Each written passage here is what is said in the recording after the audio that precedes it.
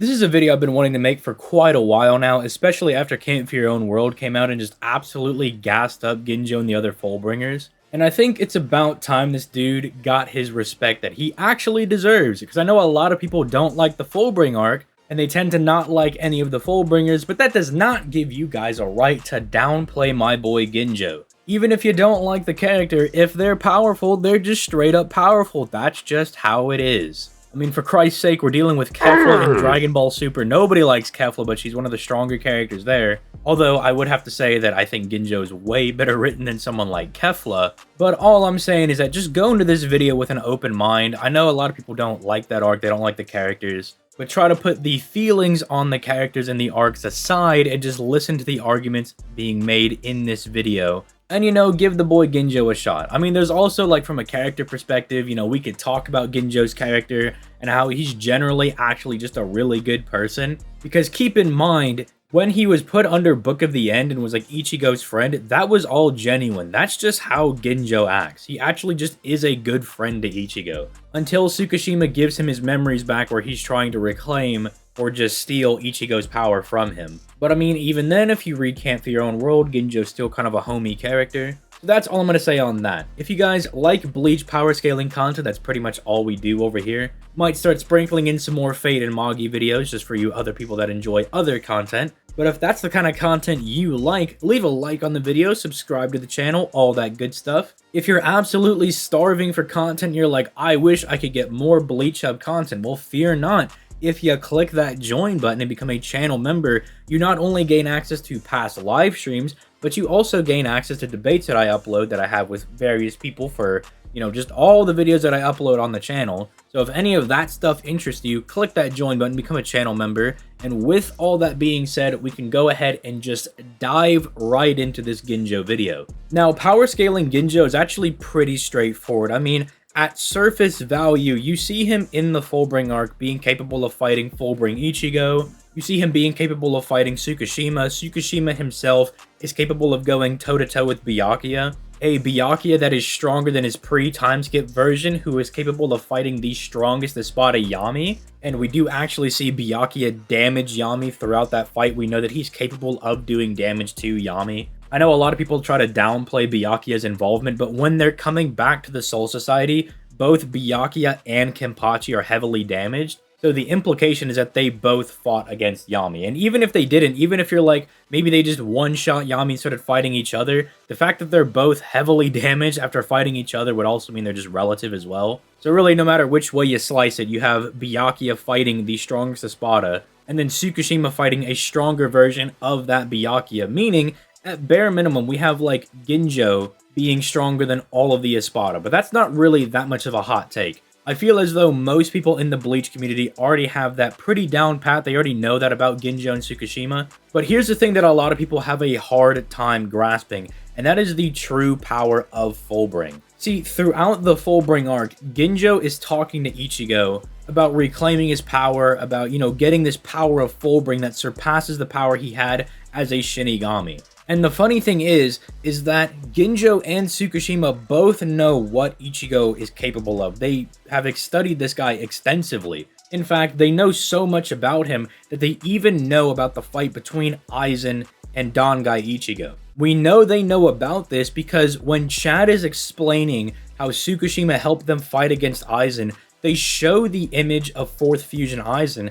And the crazy thing is that Chad nor Orihime saw 4th Fusion Aizen. Yet Tsukishima planted the memory of him fighting 4th Fusion Aizen, meaning they have knowledge of this, like, large climactic battle that went down, and yet they still claim that not only will he reclaim the power that he lost, but he will actually surpass the power he once had. And this is stated numerous times, from Ginjo to Tsukishima to the plot summaries even. It is very, very consistent that this is the level of power that Kubo wanted Fullbring to be on. I mean, even narratively, it makes sense. We're in a shonen manga where the whole point is that you surpass yourself in each following arc. Even if the last arc had some ultimate new form, you're gonna find a way to surpass it. And him surpassing the Dangai form really isn't all that special, because ostensibly all that the Dangai form is just an Ichigo with 3 months of training. There's nothing inherently special about Dangai Ichigo. Now, Mugetsu Ichigo is a different thing entirely, because that is like some transcendent power where he fuses with the Getsuga Tensho, and he gets a whole new form that has like this higher dimensional ability. That's a whole different thing. And if you want to debate that Fullbring is stronger than Mugetsu, that is completely fine. You guys can have that debate in the comments down below. But as far as him surpassing Dangai Ichigo, that is definitely more concrete because they saw that battle. You can try to argue that maybe they didn't stick around and see Mugetsu, or maybe when Ichigo fired Mugetsu, he knocked them out or something. But the bottom line is that they know of the power of Dangai, and yet they say Fullbring is going to surpass that. Again, very consistent with the narrative. So then Ichigo acquires this Fullbring, Ginjo steals it, then Ichigo gets even stronger because he gets his Shinigami abilities back from the Shinigami Greatsword that Rukia just comes out of nowhere with. And then as soon as Ginjo integrates the power of Ichigo's Fullbring into his own abilities, then they actually have a pretty decent bout where it's like Shikai Ichigo is getting overwhelmed by Ginjo, then they both go Bankai. Ginjo is hanging in there pretty well at the beginning, but then Ichigo slowly starts to overpower him, ultimately leading to Ginjo being killed by Ichigo through a mercy kill. This is even brought up by Riruka. Riruka tells Tsukushima that this was a mercy kill for Ginjo. But yeah, this makes Ginjo very powerful since with his completed Fullbring, Ichigo and Tsukushima are on somewhat even footing. I know initially when Ichigo's like really pissed, he chops off Tsukushima's arm. But then as the battle starts going on, like Tsukushima blatantly just tanks a Getsuga Tensho from Ichigo. Like after he gets hit by it, he's like, oh, that's really fascinating. He can use a Getsuga Tensho now. Time to put the finishing touches on this. So he's not even really all that phased by Fullbring Ichigo. Ginjo, even in base, is somewhat of a rival to Tsukushima as he's able to fight him throughout the arc when he pops up. Ginjo then steals Ichigo's completed Fullbring, integrates it into his own power, then fights a stronger Ichigo, which actually makes Ginjo and Fullbring Bankai Ichigo some unquantifiable amount higher than Dangai Ichigo, which Mugetsu's debatable. I know there are people that actually do argue Fullbring Ichigo and Ginjo above Mugetsu. That's a little dodgy for me. I definitely think you can argue it, but it's definitely way more concrete to go with them being above Dangai Ichigo. Again, I know there are some Bleach fans that hold a lot of sentimental value for Dangai Ichigo. Do keep in mind that that is literally just like a post-time skip training form. That is a level of power Ichigo could easily get at any point if he just trained enough. I know it looks cool, he's got the chain on his arm, he's got the short hair, it's super awesome, but it's a level of power he could hit at any point. So them surpassing it is absolutely fine. But here's where things get absolutely nuts. That's already crazy in and of itself. But Can't Fear Your Own World is where things got absolutely ludicrous. Because sure, Ginjo gets to fight a whole host of different people, like he scraps with the Quincy Girl, some of the Arankar. Who cares about all of that? We could go into detail about any of like, oh, he like fights and dodges Candace, and like Grimmjow pops up and they swap hands for a little bit. That's all well and good, but when Ginjo comes face to face with Tokinata, this is why I was tweeting out the other day saying that this dude is potentially in the top 5, if not higher. Because when Ginjo is at the peak of his emotions, when he's at the peak of his rage, which if you know, in Bleach, your emotions play a massive role into how powerful you are.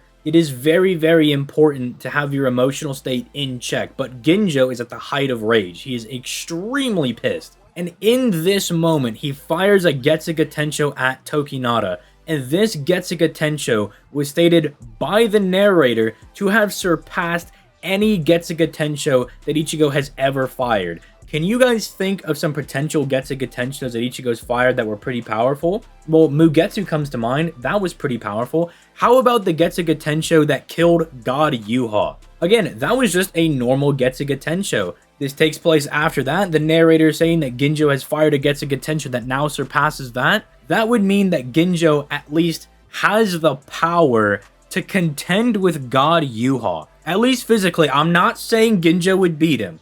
I'm not saying that Ginjo can subvert the Almighty, but because of Can't Fear Your Own World and whatever juice Ginjo was drinking, whatever training he was doing with Ganju, he is now immensely powerful, because we know that even if this is like the pinnacle of what Ginjo can do currently, that is something he has in his arsenal. That is a level of power that is feasible for him. It's not feasible for other characters. It's not like Hanataro gets really mad and fires a little Kido like he's going to be Yuha level. It means that Ginjo is up there. That is in his range, which is absolutely ludicrous. Like, it's just he gets a little mad and that's how strong he gets. If you don't believe me, I mean, I showed the scan, I showed the statement. Feel free to go read Can't Fear Your Own World Volume 3 for yourself. Go check it out. But the statement is there, among other things, of like Ginjo fighting the Stern Ritter and then fighting against like Grimmjow and Loopy and all them when they pop up. Most of which he's doing in base, by the way. So yeah, this guy probably should stop being downplayed. Ginjo is immensely powerful. I have no idea why Ginjo is this strong. Like, I don't understand the narrative reason in the Can't Fear Your Own World for him to be this powerful. In the Fullbring arc, I totally get it. They wanted a new powerful villain. They wanted him to be this like mirror of what Ichigo was supposed to be. So they made him really powerful. They made this new form like the Fullbring. They made it surpass anything that Ichigo's had. That's fine. That makes sense. But why he needs to be this powerful and Can't Fear Your Own World completely baffles me. I have no idea why he needs to be this powerful at all. Because it doesn't seem like he's going to be doing anything else of like any huge narrative significance. He's literally just chilling in the Rakungai with Ginjo. So unless Kubo's just like, yeah, I just really wanted there to be some really powerful dude just vibing around in the Rakungai, I guess he could do that if that's what he really wants. Maybe he'll come in the new Hell arc that's coming out for Bleach. I have absolutely no idea. Honestly, maybe this is building up Ginjo's level of power so he could fight the King of Hell Jushiro that we've been teased with in the new Bleach chapter. That would actually be really dope. But on that note, this is where I address everybody that's really mad with the video. I have a Discord. If you disagree with something I said in the video, or you want just to ask some clarifying questions, because maybe you're just a little confused, then feel free to come in the Discord. You can find me. We'll talk things out. If you just want to have a nice little discussion, like you just got some questions, then feel free to just be like, hey man, I got some questions. I want to just get some clarifying things. Like, can you show me and explain some of the statements? I can do that if you're still a little confused.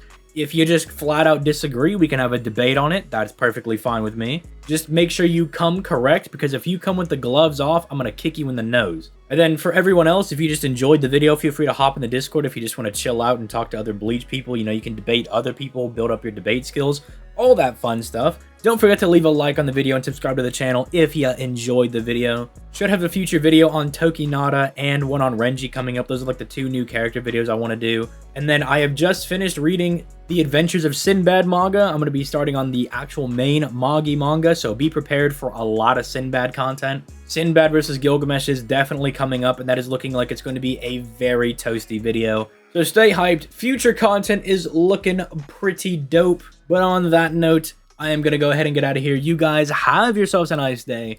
Peace late, guys.